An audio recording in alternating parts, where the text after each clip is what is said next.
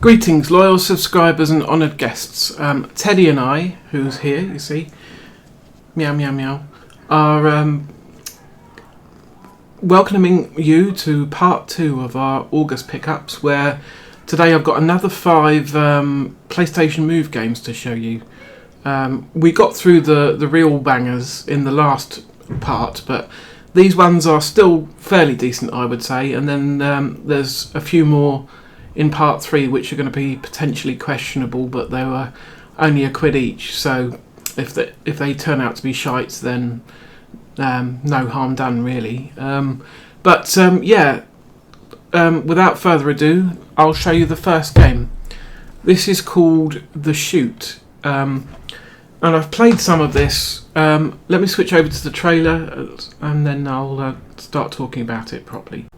Yeah, so I've played a little bit of this, and I really quite liked it, because there was a game on the Wii, a shooting game called Wild West Guns, I think it was called, by Gameloft, which this reminds me of a lot. It's got the same sort of combo system that Wild West Guns had, and the first set of levels in this are Wild West themed, so that's quite similar as well. But after that, there's another, I think, 4 different genres. So there's sci-fi, alien invasion, and there's zombie horror. Yeah, lots of different genres, and it's all framed like you're filming movies. So all the enemies are sort of paper cutouts, cardboard cutouts, and the same with the civilians that you have to avoid shooting.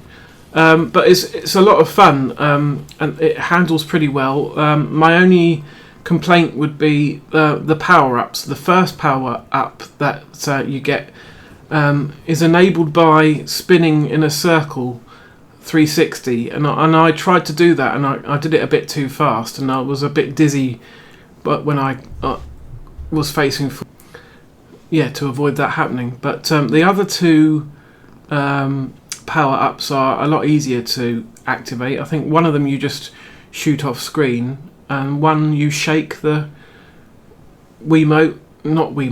PS Move, from what I remember. So it looks like it's going to be good fun in 2-player mode, and it works well with the gun attachment that I bought. That's one of the pure shooting games that I've got for it. And the next one is called Sorcery, and it's sort of a Harry Potter-esque wizard in training type thing, definitely cashing in on the Harry Potter craze that was very popular at the time it came out. So let's have a look at that one. Sorcery is one of the very few games that actually uses the navigation controller. Very few games actually were released that took advantage of that, really. But for the few games that do need it, it makes it worthwhile. There's things like Akami HD and Killzone 3 that you can plug it into the blaster. But anyway, Sorcery, I've enjoyed the few hours that I've spent with this. It's sort of a action adventure style game, bit more of a deeper experience than most of the Move games that were released. So it still won't take you a huge amount of time to finish. I'd say 8 to 10 hours maximum. But it's one of the more satisfying Move games. You just might get a little bit tired playing for extended periods of time as you're flicking your wrist quite a lot. So you have to be careful not to give yourself RSI from playing it for too long. But if you play it in short bursts, then that shouldn't be a problem. Let's give this cat another squeeze. Come here, you. I think it's going to run away now, but never mind. There goes Teddy for this time. So yeah. Next up is another sort of more deeper action adventure game called Medieval Moves Deadman's Quest. So let's get that one going.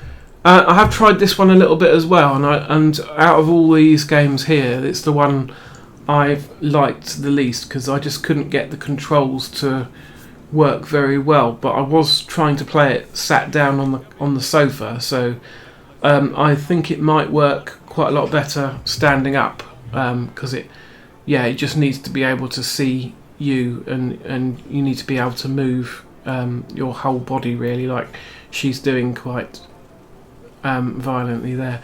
When I did try it, I only had one move controller, and I can see that you can use two if you do have two, which I now do. So it might be more fun playing it with two of the motion controllers. So I think I'll give it another try and try and play it standing up with both PS Move controllers and see if I like it more. I'll let you know. It's it does look like it has lots of ideas in it, at least. I also didn't realise there were two modes on the camera that you need to set. There's a wide mode where there's a blue light, but mine was on that when it came, so I think most of the games need that wide mode, and not many use the other mode. But I think the other mode was mainly used for showing your face in online games, which I'm not going to do because they're all turned off now. So the last two are both connected to each other. So we've got Sports Champions, and of course, if I've got that, then I might as well get Sports Champions 2 as well.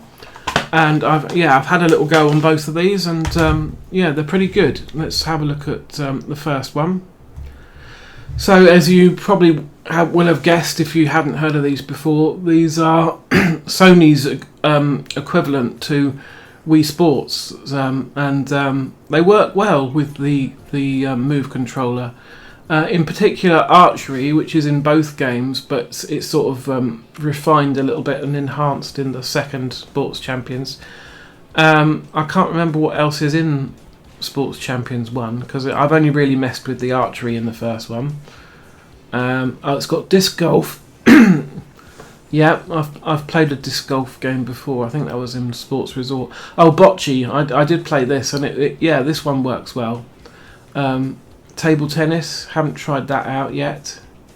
And I think there's a fifth one.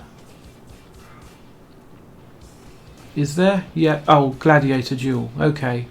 Not really a sport, but and beach volleyball. There's actually another one. Okay, yeah. There's quite a lot of stuff in here, and they haven't just replicated what's in Wii Sports, which is good. I think the second one is a bit more like that. So let's switch directly over to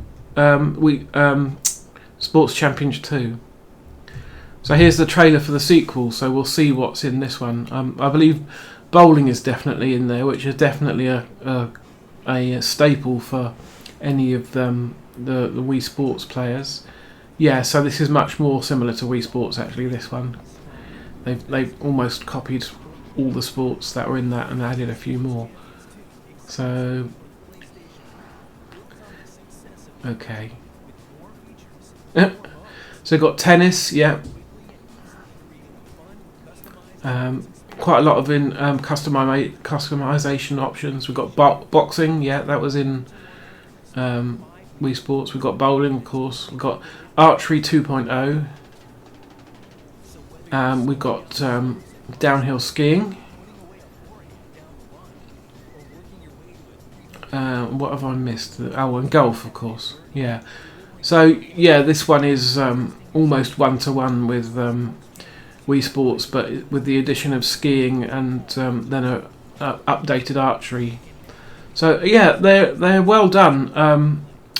I don't know how good the Kinect sports games are, because I'd given up on the Kinect way before I ever tried those games out. The Kinect's a load of garbage as far as I know, but the Kinect sports games might be good. But yeah, every major console maker of that time had their own equivalent game to Wii Sports, really. So, and this was Sony's, and yeah,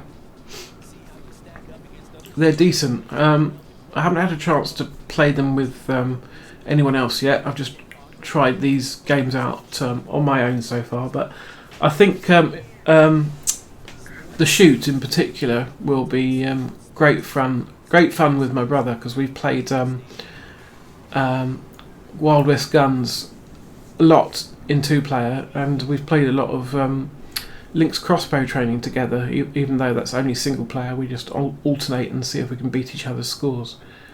So that's it.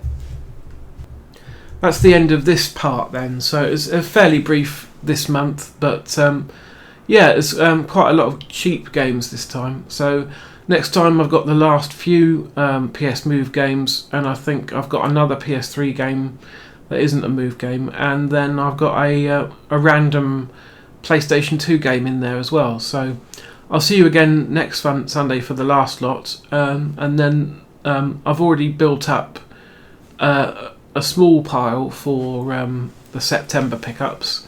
So it won't be too crazy for September, I don't think, but there will at least be something to show you. So yeah, thanks for watching.